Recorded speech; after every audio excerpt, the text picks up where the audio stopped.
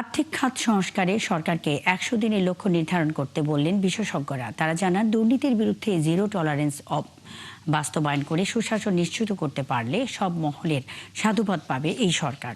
আর এই সময়ে ঋণ খেলাপিদের নামের তালিকাও প্রকাশ করতে বললেন আর্থিক খাত বিশেষজ্ঞরা। অনুপ অধিকারী তরুণ জানাচ্ছেন বিস্তারিত। প্রধানমন্ত্রী হিসেবে তারেক রহমানের নেতৃত্বে ইতিমধ্যে ১ মাস পার করেছে সরকার। এবার তাদেরকে ১০০ দিনের কর্মপরিকল্পনা ঠিক করতে বললেন বিশেষজ্ঞরা। সুশাসন সকল ক্ষেত্রে রেস্টোর করতে হবে, কিন্তু খালি টপ লেভেলে করলাম তাহলে হবে না, পানিশমেন্টটা দিতে হবে। আইনের যে ফাঁক ফোকর দিয়ে বেরিয়ে যাচ্ছে, সে আইনের ফাঁক ফোকরগুলি বন্ধ করতে হবে। ফ্যালকন অ্যালুমিনিয়াম মাল্টিলেয়ার অ্যানোডাইজড হওয়ায় সম্পূর্ণ স্ক্র্যাচ প্রুফ। Falcon aluminium.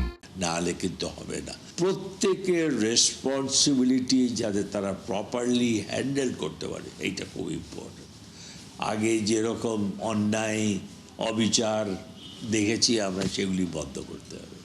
সেগুলি যদি শেষ হয়ে যায়, তাহলে কিন্তু একটা সুশাসন দেশে ফেরত আসবে এবং এই সরকার সাধুবাদ পাবে।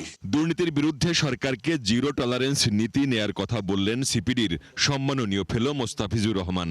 দুর্নীতির বিরুদ্ধে একেবারে আমরা তো সবসময় বলে থাকি যে শূন্য সহিষ্ণুতা দেখাতে হবে, সেটা প্রকৃত অর্থেই দেখানো। এটা যদি করা যায় তাহলে কিন্তু আমাদেরকে সামনের দিকের একটা সিগন্যাল দিবে। কারণ আমাদেরকে তো নবম পঞ্চবার্ষিকী পরিকল্পনা দিয়ে আসলে উন্নয়ন কর্মকাণ্ডটাকে বাস্তবায়ন করতে হবে। আর এই অর্থনীতিবিদ মনে করেন, সুশাসন নিশ্চিতে ঋণ খেলাপিদের নামের তালিকা প্রকাশ করতে হবে। আমি বহুদিন ধরে বলে আসছি যে কোটি টাকার ঊর্ধ্বে যারা ঋণ খেলাপি, তাদের নামের তালিকা প্রকাশ করে দেওয়া। অন্য কিছু না হলেও তো তাদেরকে লজ্জা দেওয়া যাবে।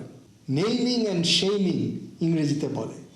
জাতীয় রাজস্ব বোর্ড ভেঙে কর আহরণের পরিমাণ বাড়াতে বললেন DCCI president Taskin Ahmed.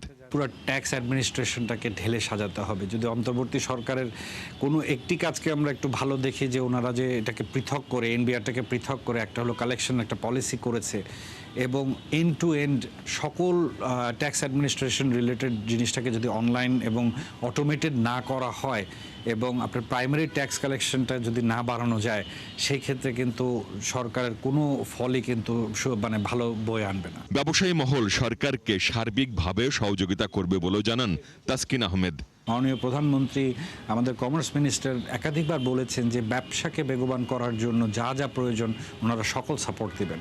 So আমাদের বিজনেস কমিউনিটি থেকেও ফুল সাপোর্ট আছে যে ওনারা। অনুপ অধিকারী তরুণ, ৭১, ঢাকা।